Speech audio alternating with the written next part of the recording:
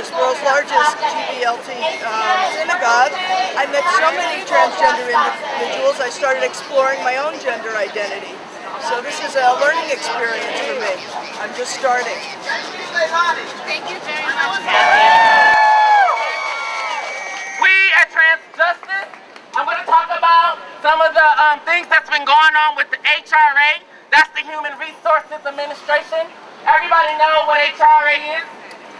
That's that That's that agency that provides low-income folks with benefits like medical care and food stamps and things like that.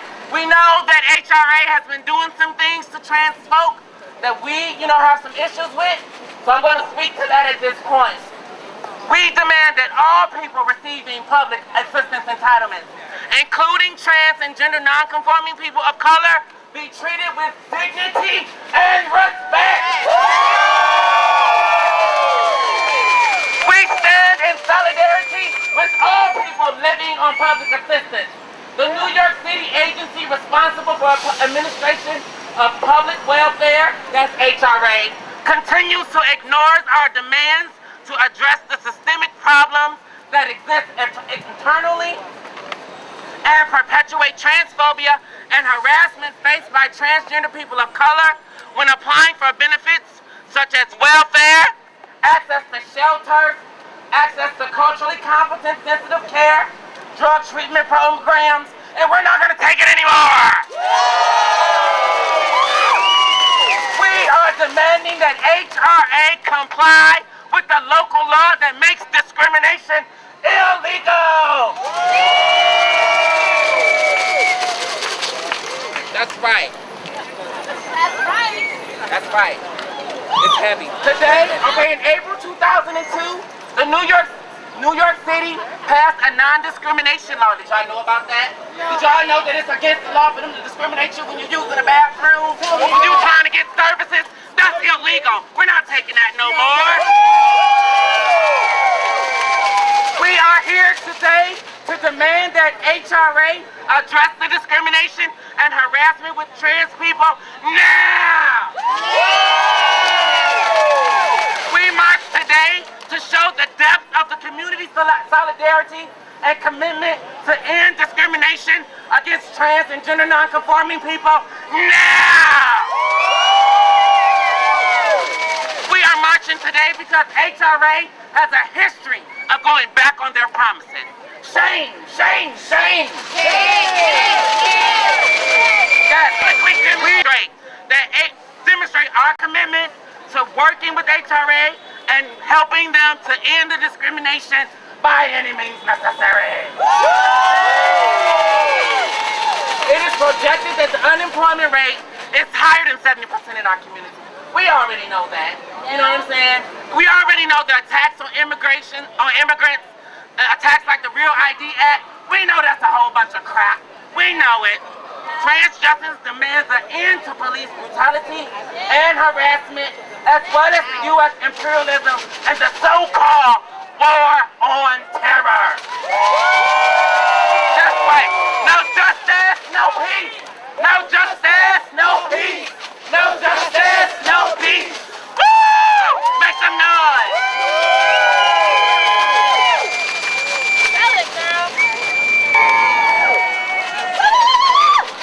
I love that chant. When I say trans, you say what? Justice. Say it again. When I say trans right now, the prices are going up. They're saying right now that in particular with all the flooding going on in the Midwest, we're gonna see all the prices on meat and cheese and dairy, everything is gonna go up. Bread, rice, all of it. How many of you are dealing with right now either facing some form of... I do want to do that chant, because I think it's important, when we say money for jobs and education, not for war and occupation, we're not just even talking about the occupation that is happening in Iraq. We're talking about the occupation that happens at Bed-Stuy, the occupation that happens at Flatbush. I just want to know, I don't know if folks even, there we go, Harlem, the gentrification that's happening in the West Village, where they occupy us, where our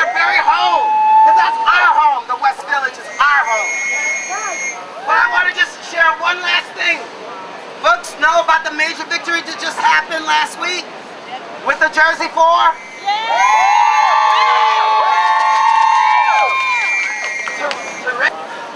Young people don't have their IDs and uniforms, and they're being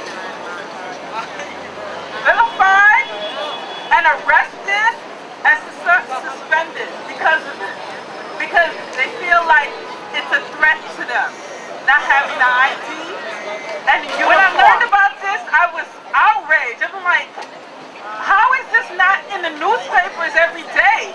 Yet we can have Paris Hilton on the cover of the Post, Angelina Jolie and her twins, whether she had them or not yet. I'm like, these young people are going to school for an education, not to be in jails. We don't need more jails, we need more schools, more opportunities to go to college to do better than our parents. But as a member of FIERCE, I've learned a lot about my rights, especially when it comes to the police. I learned that the cops can't do all these things, that they don't have the power that I do. And it's my responsibility to ask whether I'm being detained, whether or not it's a legal or illegal search. And I thank FIERCE for that, because without them, I wouldn't have known that. Program for people to come and actually videotape the police, and that's our right. But I'm glad that there's programs out there to monitor the police. Finally, after so much time of organizing this, to finally see it going off without a hitch, we've been permitted. We got a parade permit to be able to march. We got a permit to be able to rally here in the park.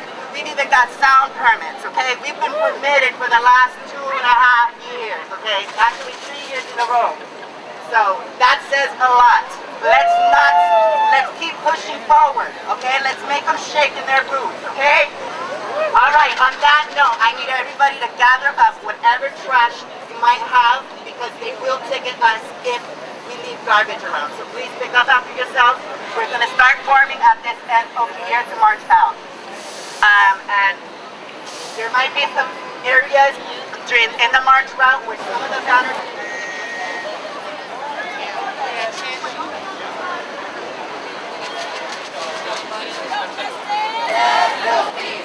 No chance for the police.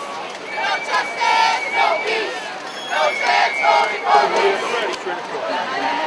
No. The officer will stop traffic. It's critical. Are we ready? Yeah, they're just getting ready.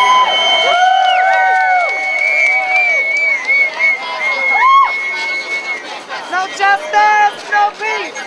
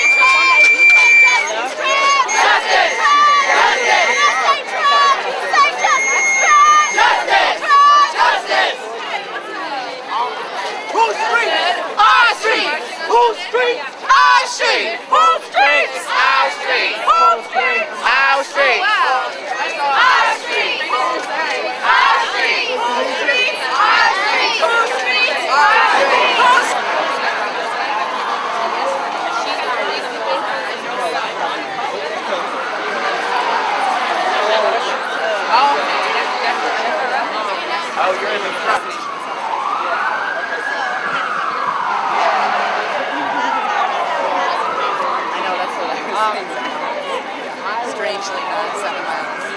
Is it a walk?